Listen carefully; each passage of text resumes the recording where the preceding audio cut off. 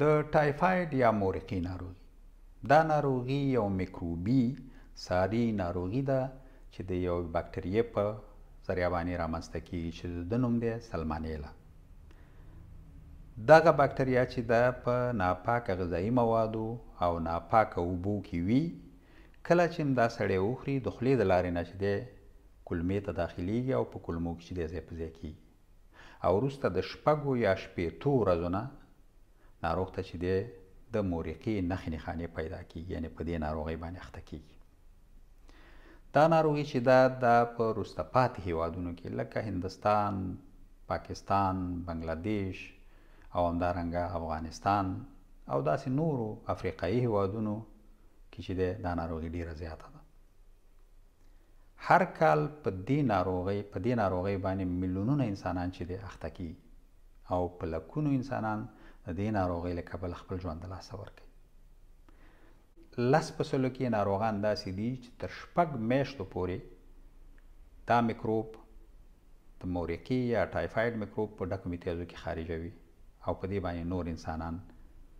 په ناروغۍ اخته کولی شي.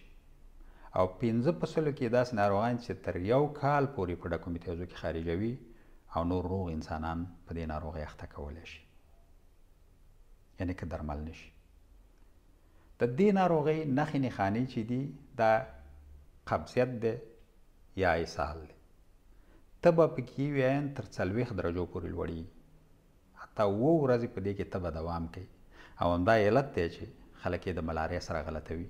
ډېری خلک په دې باور دي چې یو سړی ملاریا او بالاخر چې دی ملاریا په مورقه باندې واوښته او د هغې علت یې همدا دی چې هماغه نښې نښانې چې په ملاریا کې دي په دې کې هم وي، یعنې په مورقه کې هم ځان دردي وي، سردردي وي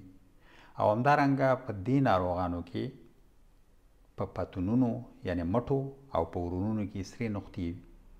ژبه چې وایي خړه سپینه پوښل شوې وي او په څنډو او څوکه د ژبه کې چې دی تکه سره وي او په ځینې ناروغانو کې چې دی د ډکو میتیازو سره وینه خارجوي.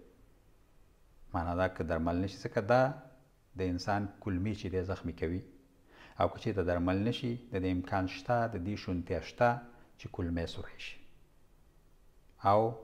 ځینې د مغز په میکروب باندې هم اخته کوي او د انسان د بدن په ټولو غړو باندې بد اغېز کولی شي.